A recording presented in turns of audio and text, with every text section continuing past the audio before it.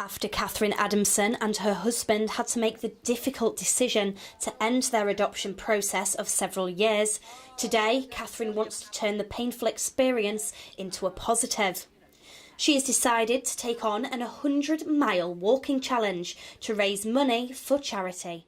Well, my husband and I went through a very difficult time 4 years ago after trying to adopt two children. Well, they moved in with us, they were with us, you know, they were our children, and it went dreadfully wrong. There was lots of issues that we didn't get support for, we didn't get funding for. And, you know, over a period of 4 months while the children were with us, I span into a place where I just couldn't get out of. You know, it was really, really awful, really awful. And what we needed money for child therapy. We needed people to listen to what we were saying and actually understand that we needed help and that the children needed help, and that just was not forthcoming at all. You can't even imagine the nightmare scenario of loving these children and wanting these children so much for so many years and then having to say this is not working.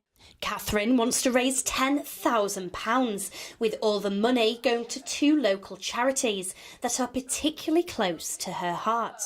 I've chosen two amazing York charities that support York children and young people. One of them is called the Island, and they provide mentors for vulnerable children, so children who are struggling to cope at home, at school, in the community generally, for a range of different reasons. The second one moves it on a little bit further really, and that's their SASH, which is Safe and Sound Homes, and it's about trying to help young people aged 16 to 24 who are possibly on the brink of homelessness. They might be sofa surfing, they might have bad relationships with their family, they might be looked after children coming out of the foster care system. Our children, the ones we wanted to adopt, ultimately are going to be that age, and you know, hopefully someone where they are now, a charity like the Island will be helping them, and when they're older, if they need it, a charity like SASH will help them.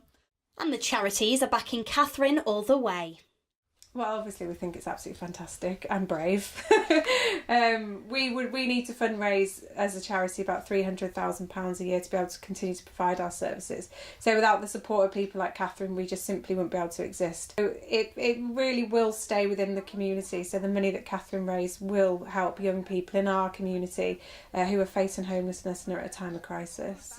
Catherine seems to be getting out there, speaking to a lot of people, and it's part of the battle really, is that, you know, we want more people to hear about what we do and the services we provide, not just from a fundraising point of view, but so that more people might come forward. It's absolutely fantastic that she's doing it, and same we're a charity, so we'll constantly have that requirement to raise money so we can support more young people within the local area. So a walk like this that's raising such a significant amount of money is brilliant for the island. We'll be able to use the money to go directly to the work with children and young people. So we currently have about 50 young people that are being mentored, and about another 67 young people that are attending our group provisions and things as well. It's great to hear from somebody that's out in the community rather than it being the team that are advertising it. So it's fantastic that Catherine's put so much effort and passion into it, that the word's getting out there a little bit more, because we're able to then hopefully hear some feedback from people. Even though she hasn't taken on anything quite like this before, spirits are high. I'm looking forward to the challenge of being out in a tent at night by myself. I'm looking forward to overcoming the challenge of carrying all my own gear up and down hills, because I know that's going to be hard.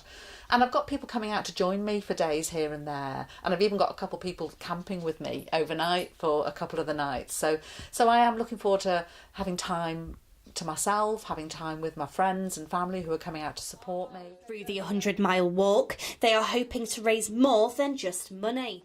Raising awareness of adoption disruption, raising awareness of the two charities, the Island and SASH, raising money, you know, and just getting word out there that these two charities are doing such an amazing job to try and plug a gap.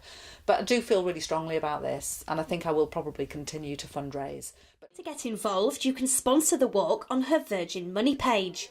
But for Catherine, the race is on to put her best foot forward on the beaten track. Abby Walker, That's TV.